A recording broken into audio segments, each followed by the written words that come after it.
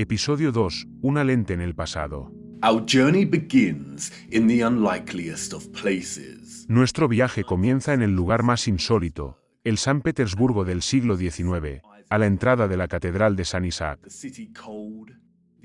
La ciudad es fría, la niebla de la mañana se disipa con la llegada del sol y nuestras botas están llenas de barro. Es el año 1860 y, aunque San Petersburgo se alza regio y orgulloso, sus habitantes no aparecen por ninguna parte. Está tranquilo. Demasiado tranquilo. It is quiet. Too quiet.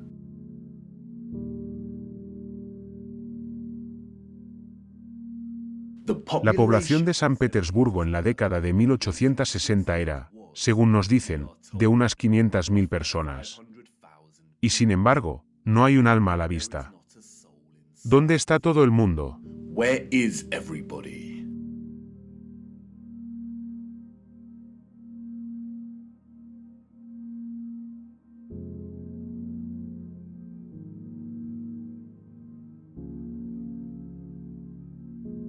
The long shadow of La larga sombra de la columna Alexander nos da una pista sobre la hora del viaje del Sol, sobre esta región. Las sombras largas solo ocurren durante la mañana o la tarde. Debe ser por la mañana. Pero, parece que nadie ha salido a la superficie todavía. Si viajamos 400 millas a través de Moscú, vemos lo mismo, calles vacías y tranquilas. We see the same thing. Empty, quiet streets. En 1860, Moscú compartía una población similar con San Petersburgo. Aproximadamente 500.000 ciudadanos. Pero, de nuevo, ¿dónde está todo el mundo?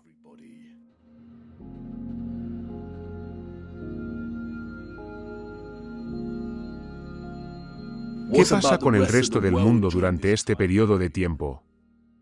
Edimburgo, Escocia, década de 1840.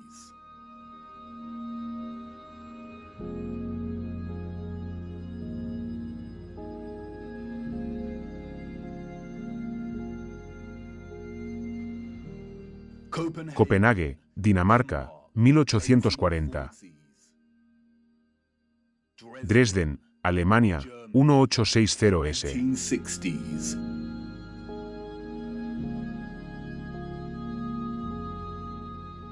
Río, Brasil, 1860. 1860s. Toronto, Canadá, década de 1860. 1860s.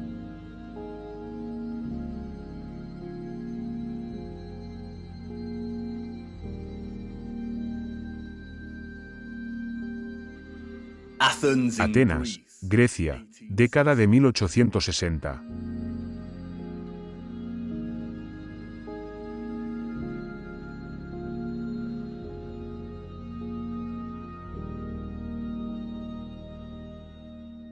Y luego, Londres. Por último, la gente.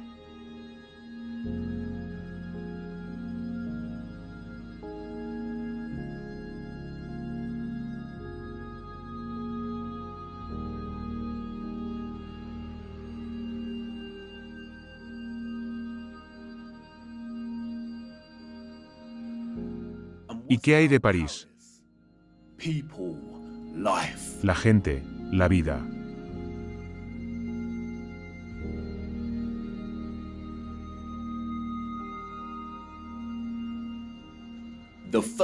La primera fotografía, nos dicen, fue creada en 1822. El arte de la fotografía se basa en métodos de yuxtaposición, de comparación y contraste para transmitir su mensaje y sentimiento. En estas fotografías antiguas, no encontramos las mismas técnicas deliberadas de yuxtaposición que los fotógrafos contemporáneos elaboran en su arte.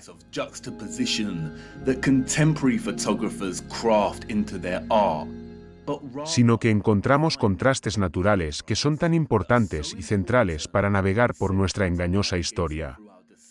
El contraste es un fenómeno, natural o artificial, en el que el significado se genera y transmite a través de la comparación de dos elementos opuestos.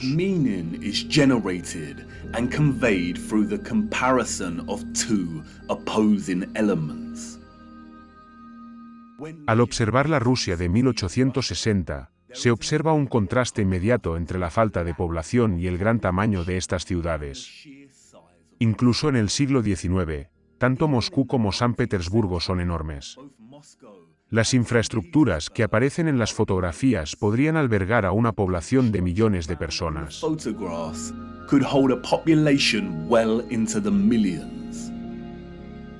¿Por qué las ciudades son tan vastas si la población era solo de 500.000 habitantes en cada una? Además, la narración oficial nos da una población que aumenta de forma lineal a partir de 1764. Muchos de los edificios que vemos aquí fueron construidos años antes de que se tomara la fotografía. ¿Acaso los rusos lo planearon con mucha antelación? Pero es cuando se introduce la población en estas fotografías cuando surge un nuevo contraste que resulta asombroso. Es decir, entre la gente y el propio entorno. Puede que sea el reducido número de población. O puede ser la crudeza monocromática de las imágenes en blanco y negro. Pero nos presentan algo entre lo que hemos vivido toda nuestra vida y a lo que nunca hemos prestado atención. Es la enormidad y la imposibilidad de la arquitectura.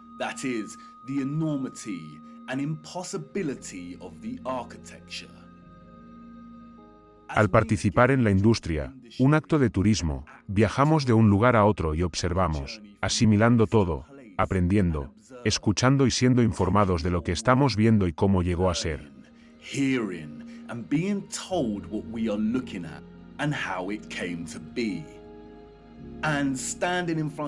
Y, de pie frente a una estructura como el Arco del Triunfo, en París, podríamos incluso exclamar, vaya, ¿cómo han hecho esto? Pero, el momento, inextricablemente envuelto en el ajetreo de la escena, tal vez nos impida realmente hacer esa pregunta con sinceridad.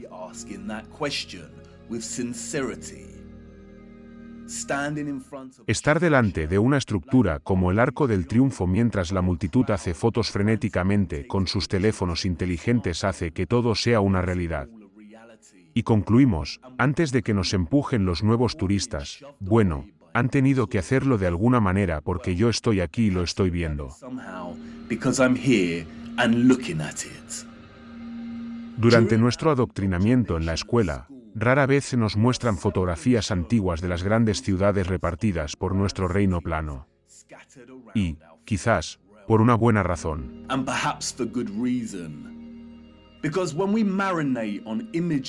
Porque, cuando nos empapamos de imágenes como esta y se nos presentan las pruebas visuales de un pueblo victoriano muy primitivo, salpicado como saltamontes entre las sombras de la más grandiosa arquitectura brillante que un humano pueda imaginar, empezamos a tener dudas.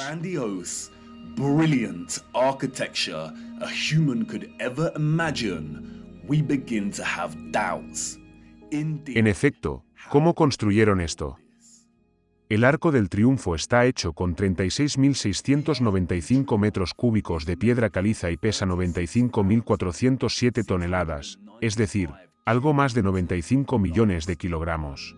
And weighs 95,407 tons, or just over 95 million kilograms. Nos cuentan que se tardaron 12 años en construir el gigantesco arco en dos periodos diferentes, entre 1806 y 1814 y entre 1832 y 1836. ¿Cómo transportaron esta cantidad de piedra caliza con los mismos caballos y carros que vemos en las fotografías? Observa con atención las 4 esculturas que adornan cada uno de sus lados.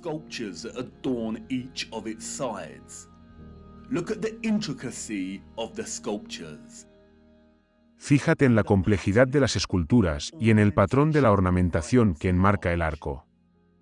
Cada sección se repite perfectamente sin ninguna desviación o inconsistencia.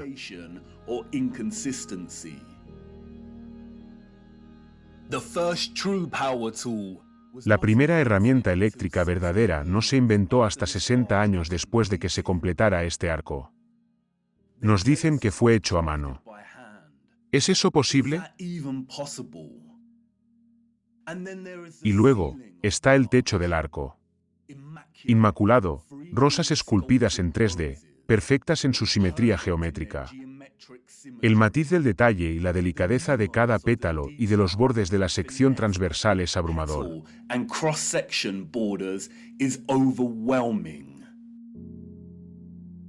Mira el resto de París durante este tiempo. De nuevo, una plétora de increíbles estructuras gigantescas y magníficas. La infraestructura de la ciudad, gloriosa. Y la gente y sus medios de transporte. Primitivos. Poco sofisticados y que parecen no haber sido desarrollados hasta el punto de producir una ciudad como esta.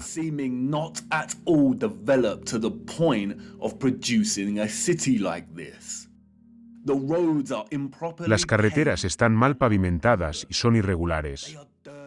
Están sucias y embarradas. También vemos edificios de esta época en los que la arquitectura se alinea con los habitantes.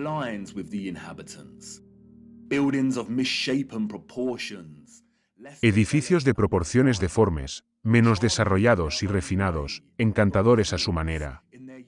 Pero, tosco en su uso de la madera y el yeso. Este es exactamente el tipo de arquitectura que esperamos de una generación de caballo y carro. Una generación ignorante de los descubrimientos de la tecnología que se produciría en los años siguientes.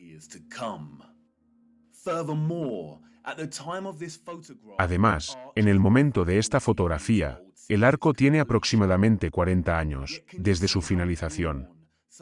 Sin embargo, pueden ver lo desgastadas que están algunas de las partes de la estructura. La erosión de la piedra sugiere que el arco es mucho más antiguo.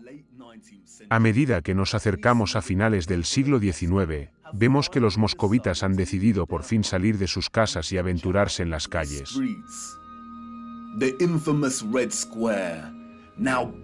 La infame Plaza Roja, ahora llena de vida. La Catedral de San Basilio y la Torre Spasskaya dominan el marco de la plaza. La construcción de la Catedral de San Basilio comenzó en 1555 y se terminó en 1561, es decir, en apenas 6 años. Sufrió un gran incendio en 1737 y fue restaurada durante 20 años.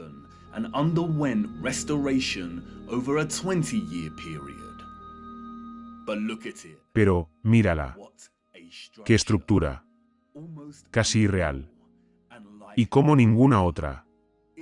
Está compuesta por miles de ladrillos rojos y chapas de estaño a las que se les ha dado la forma de las distintivas cúpulas de cebolla que vemos. Mira de cerca la complejidad de las cúpulas. ¿Cómo doblaron el metal para lograr tal precisión y perfección en el siglo XVIII?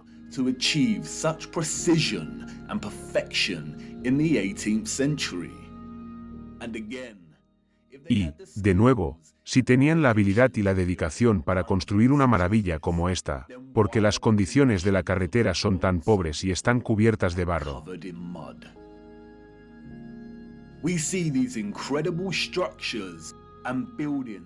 En la fotografía del siglo XIX vemos estas increíbles estructuras y edificios por todas partes.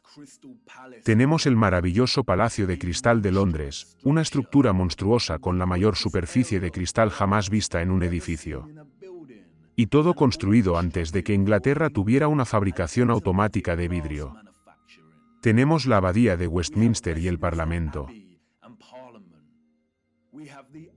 Tenemos el antiguo Arco de Houston, construido de pura piedra arenisca en 1837. Y las calles, sin pavimentar y llenas de barro.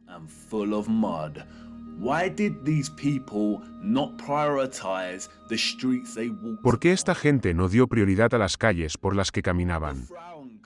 La Frauenkirche, la obra maestra abovedada de Dresde, Alemania. Su intrincado y opulento esplendor contrasta directamente con los destartalados carros y carretas tiradas por caballos de la gente de abajo.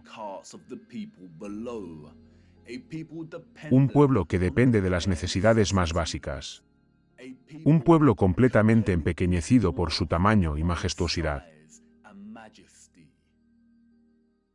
La Biblioteca del Parlamento en Ottawa, Canadá. Construida a lo largo de 17 años. Los primeros colonos importantes llegaron en 1800. y, en el momento de la construcción, la población de la ciudad no llegaba a los 20.000 habitantes.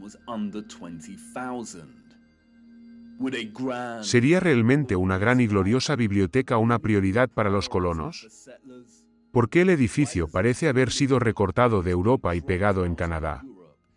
Incluso a principios de siglo, 40 años antes de que Bosch economizara la herramienta eléctrica.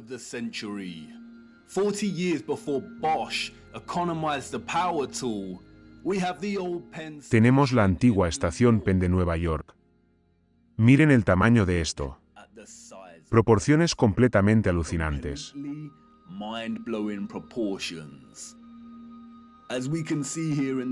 Como podemos ver aquí en la fotografía, cada patrón octogonal y esculpido en el techo de la cúpula arqueada es más grande que un solo ser humano.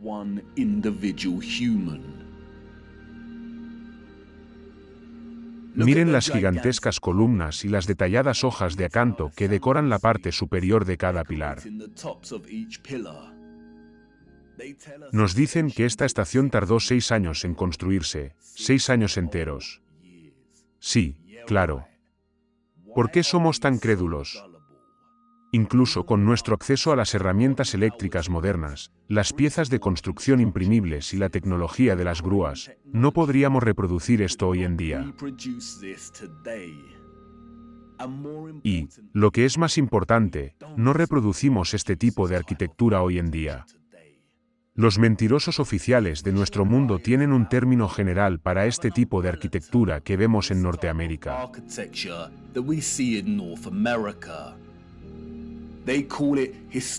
Lo llaman historismo. El historicismo es un término acuñado para describir un estilo de arquitectura que es de naturaleza revival. O, en otras palabras, que copia el estilo de otra época.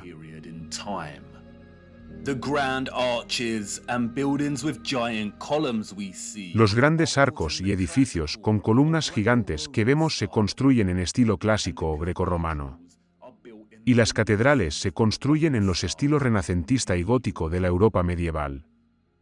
Los componentes de estos estilos arquitectónicos particulares presentan grandes agujas, ventanas arqueadas, torres, torretas, cúpulas, arcos porticados, esculturas, enormes puertas, ventanas geométricas circulares, columnas, esferas de reloj y campanarios.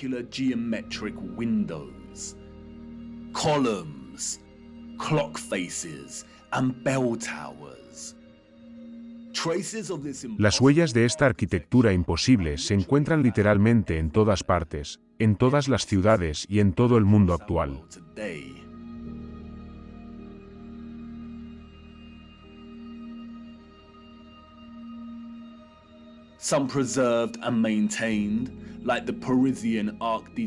Algunas se conservan y mantienen, como el Arco del Triunfo parisino en Notre Dame, y otras se han perdido y han quedado olvidadas en el tiempo, como el Arco de Houston y la antigua estación Penn de Nueva York.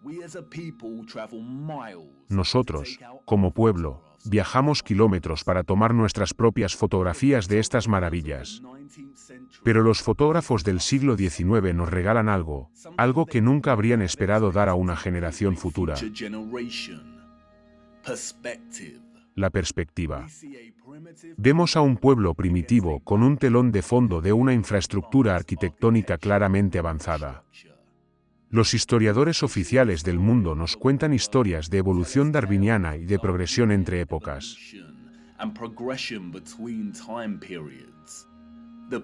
Los pueblos que vinieron después siempre fueron más avanzados en sus formas, refinando y redefiniendo los métodos de la generación que vino antes. Si el punto álgido de la innovación y la industria durante el siglo XIX seguía siendo el caballo y el carro como medio de transporte, entonces, como nos dicen estas fotografías, este estilo de arquitectura era igual de imposible para los que vivían en los siglos anteriores.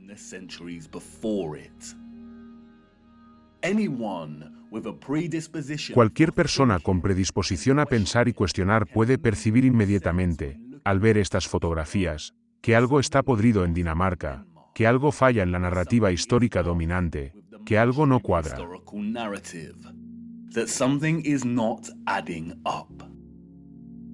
En una imagen panorámica de San Francisco en 1877, vemos un collage de arquitectura historicista.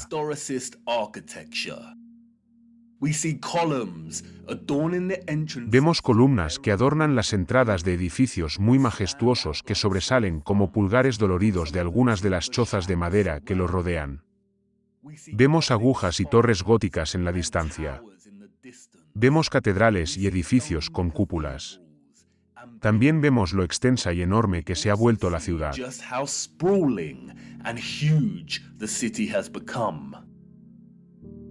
En 1846, había menos de 500 colonos mormones viviendo en el área de tierra en la que ahora llamamos San Francisco. Era tierra de frontera y estaba lista para ser tomada. Entre 1848 y 1849, con el inicio de la fiebre del oro de California, la población aumentó de 1.000 a 25.000 personas. 28 años después, se tomó esta panorámica. La población en ese momento, nos dicen, se acercaba a los 200.000 habitantes.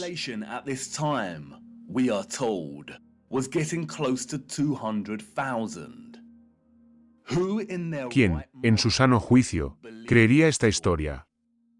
¿Parece esto una ciudad de 200.000 habitantes? Sin ninguna tecnología moderna, herramientas eléctricas, fabricación automática, motores eléctricos. Un pueblo en una tierra extraña e infundada que acaba de dejar su huella. ¿Realmente creemos que un pueblo floreciente construyó toda esta ciudad en solo 30 años?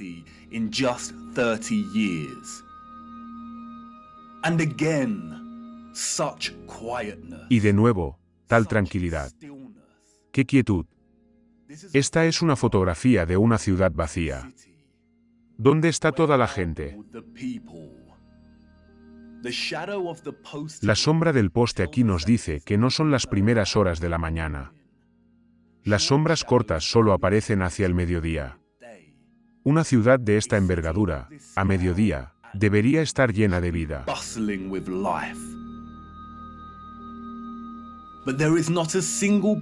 Pero, no hay ni una sola persona en la toma de este panorama.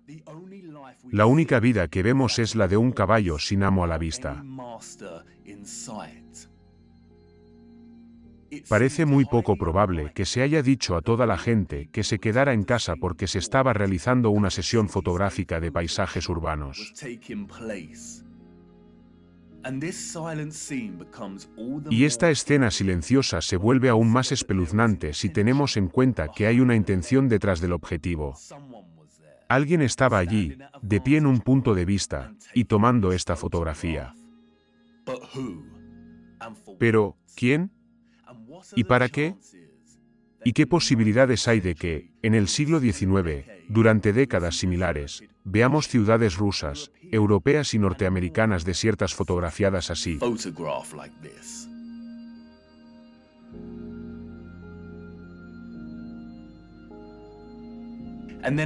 Y que, pocos años después, encontremos los mismos lugares repletos de gente, un pueblo claramente incapaz de construir la arquitectura que se encuentra en estas ciudades.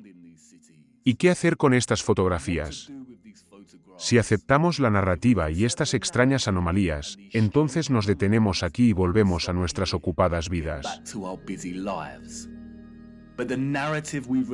Pero, la narrativa que hemos recibido no es la verdad. Y no deberíamos aceptar ninguna narración, por muy oficial y certificada que sea, a menos que tenga sentido. Las personas que vemos en estas fotografías, y sus primeros antepasados, no podrían haber construido la magnífica arquitectura que vemos. Es una imposibilidad. Vamos. Entra. Debemos adentrarnos en estas ciudades y mirar un poco más de cerca. Debe haber algunas pistas esperando a ser descubiertas que nos ayuden a entender por qué estas ciudades están vacías. Espera. ¿Qué es lo que dices? ¿Quieres limpiar el barro de tus botas primero? No te molestes. Es una pérdida de tiempo. Vamos. Salta y vamos. porque es el barro el que nos ofrece algunas pequeñas pistas sobre lo que pudo ocurrir durante este periodo de tiempo.